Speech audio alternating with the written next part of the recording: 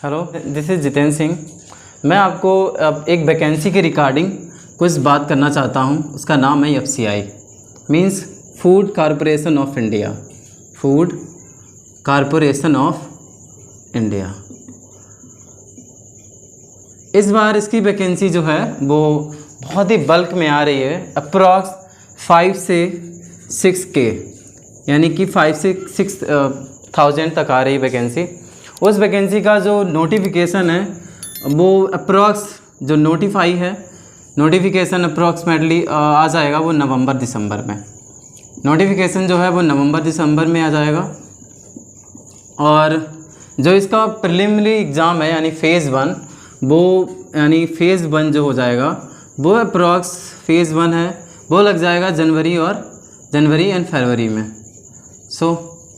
और जो इसका फ़ेज़ 2 का एग्ज़ाम है वो लगभग हो जाएगा, इसका फ़ेज़ 2 एग्ज़ाम जो हो जाएगा मार्च के लास्ट तक। तो ये उसकी कुछ डेट्स हैं जो पता चली हैं किसी के थ्रू। फिर उसके बाद मैं आपको बताना चाहता हूँ, इसमें बहुत सारे डिफरेंट टाइप्स ऑफ वैकेंसी आती हैं। जैसे अब उसमें कुछ कैटेगरीज़ होती हैं, जैसे जनरल, ठीक है, जनरल, डिपो। अब जनरल में क्या होता है, इसमें बहुत सारे बच्चे एलिजिबल होते हैं, यानी कि जो भी ग्रेजुएशन किया हो। और डिपो का भी यही है, एज इट इज़ रहता है जनरल में और डिपो में भी। उसके बाद अकाउंट्स में भी कुछ वैकेंसी आती हैं। अकाउंट्स के लिए आपके पास MBA हो या आपने कॉमर्स ग्रुप से कोई डिप्लोमा या डिग्री हासिल किया हो। उसके बाद अब हम लोग आ जाते हैं अकाउंट्स के बाद आते हैं स्टेनोग्राफ़र। अब इसमें तो जानते हो स्टेनोग्राफ़र में बहुत कम कंपटीशन रहता है क्योंकि इसके बच्चे ही लिमिटेड हैं। उसके बाद आते हैं हम लोग टेक्निकल। अब टेक्निकल में क्या देते हैं, टेक्निकल में हमें BSc जो है, हम लोगों को BSc एग्रीकल्चर, जो मैं खुद ही BSc एग्रीकल्चर से हूँ, या आपने किसी एक सब्जेक्ट से बॉटनी रहा हो तो आप इसके लिए एलिजिबल हैं। अच्छा, इसके कुछ सिलेबस के रिगार्डिंग कुछ बात कर लेते हैं।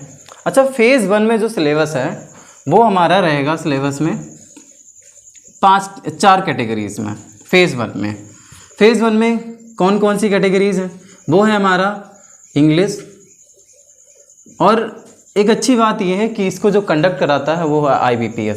इसकी स्पीड तो आप लोग जानते हैं, क्योंकि बैंकिंग का क्या होता है, बहुत जल्दी एग्ज़ाम उसे कराने होते हैं और उसका जो असेसमेंट होता है बहुत ही फेयर होता है।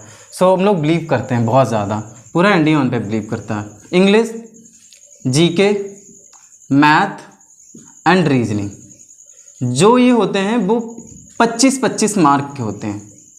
और इनमें सेक्शनल टाइमिंग होती है 15-15 मिनट की। 15 मिनट का ये होता है, 15 मिनट का ये और 15 मिनट का ये, यानी ओवरऑल 60 मिनट हम लोगों को मिलते हैं। कितना? और मार्क्स जो होते हैं वो हमें 100 मिलते हैं। हालांकि इसकी जो फ़ेज़ 1 की कट ऑफ जो है वो बहुत ही कम जाती है। अप्रॉक्स में अगर जनरल की बात की जाए तो 40 से 50 के बीच में ही कट ऑफ इसकी रहती है फ़ेज़ 1 की। उसके बाद आते हैं हम लोग फ़ेज़ 2 में। अब फ़ेज़ 2 में इसका भी सिलेबस अलग है। अगर फ़ेज़ 1 में डिपो और जनरल कैडर की बात की जाए तो इसमें क्या होता है, जैसे जिस तरह यहाँ पे पेपर हुआ है, अब ये 100 नंबर का है। अब यहाँ कुछ चीज़ें बदल जाती हैं। यहाँ पे जो पेपर है वो 120 नंबर का हो जाता है। कितना? 120 नंबर का। अब 120 नंबर में जो वेरिफिकेशन होता है वो ऐसे है, जैसे मैथ जो होगी वो हमारी 25 नंबर का मिलेगा, इंग्लिश जो है वो भी हमारी 25 नंबर की होगी, रीजनिंग जो है वो भी हमारी 25 नंबर की मिलेगी। और उसके बाद जीके जो है इसमें ये हमारी 45 नंबर की हो जाती है। तो इन सबको अगर एक तरफ से जोड़ा भी जाए 25 या 75, 45 मतलब 120 नंबर। किसके लिए ये बात कह रहा हूँ मैं? ये बात हो रही है जनरल और depot cadre, general and depot cadre. उसके बाद आते हैं, अगर हम लोग डिपो में भी होता है और स्टेनो का अलग होता है, 3 पेपर तक हो जाते हैं। टेक्निकल में फ़ेज़ 2 में 2 पेपर हो जाते हैं। एक होता है पहला पेपर जो होता है टेक्निकल की बात करें, अगर हम लोग टेक्निकल की कुछ इसको हटा देते हैं फिर आगे बढ़ते हैं हम लोग।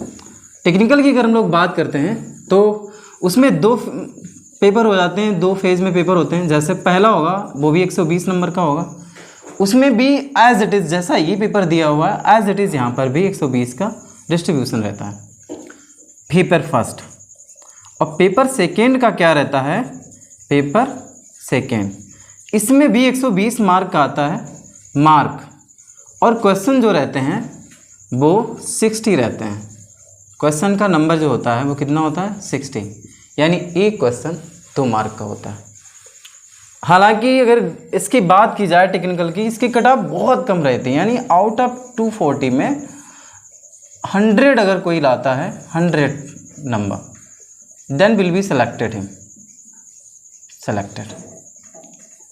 अच्छा, एक और ख़ास चीज़ है, इसकी जो वैकेंसी आती है वो जोन वाइज आती है, नॉर्थ जोन और south zone, west zone, east zone and north east zone, 5 zone होते हैं, उनमें सब में अलग अलग आती है। नॉर्थ जोन में जो वैकेंसी है वो बहुत ज़्यादा आती है, तो इसके अभी हाल ही में आने वाली है, 5 से 6 हज़ार वैकेंसी है, काफ़ी अच्छा इसका पेमेंट रहता है।